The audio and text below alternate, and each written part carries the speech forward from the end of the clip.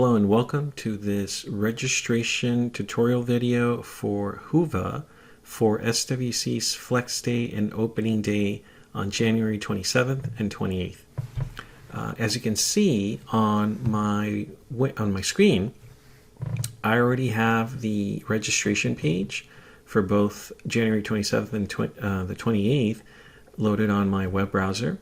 What we're asking you is, as you're selecting the tickets for each of the sessions that are offered in each corresponding day, that you only select tickets for the sessions that you do plan on attending. Cancellation is not available, and you would have to let us know so we remove you from the sessions. So as you're scrolling down through the list of sessions, you are going to go ahead and select for each corresponding day the sessions that you plan on attending. And as you can see, we have the date and the time. That way you know when they are being offered. You're going to select the ticket for the session, again, that you are hoping to attend.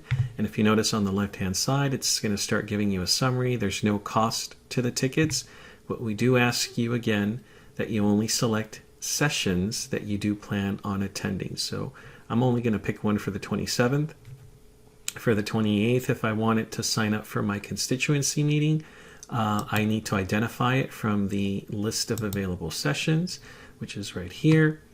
I can also scroll down and look for the opening day convocation session, which is further down the list. This guy right here. Convocation welcome keynote all employees from 10 to 11. I need one ticket for that one. And for the breakout sessions for Friday, you have to be aware that there are two 55-minute blocks or a single session, which is about an hour and 50 minutes or a 2-hour block. So you have to pick either two 55-minute breakout sessions or that full hour 50-minute session to satisfy the requirement. So in my case, if I signed up for the session that I'm presenting, which is cyber security practices, best practices, which is right here, I would select the ticket for that one. And again, the summary is going to show me what I am signing up for. At the bottom of the page, you're going to see the next button that is going to ask you for the attendee information. And here you're only supposed to enter your information one time. As you can see, I am filling out my first name and my last name as well as my email address.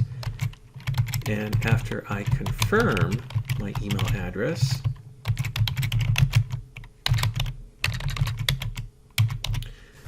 for tickets 2 through however many you have, you're going to notice that the information is automatically going to go ahead and feed itself forward to the remaining sessions. It's going to ask me, do you want to see the list of other attendees and their profiles on the official event app? That is totally up to you. I'm just going to say no. For ticket information number 2, convocation, notice how it says copy ticket data from, select attendee. I can just go ahead and pick any one of these, and it will go ahead and copy the information that I entered in any of the previous sessions. So it doesn't matter which one you pick. They will all contain the same information so that you are able to move to the next step. Once I click the next button,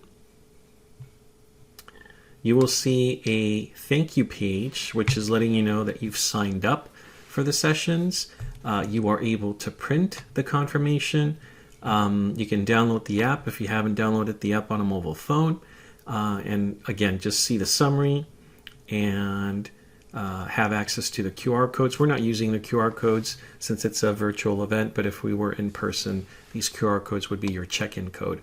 So thank you for watching this video. Stay tuned for more.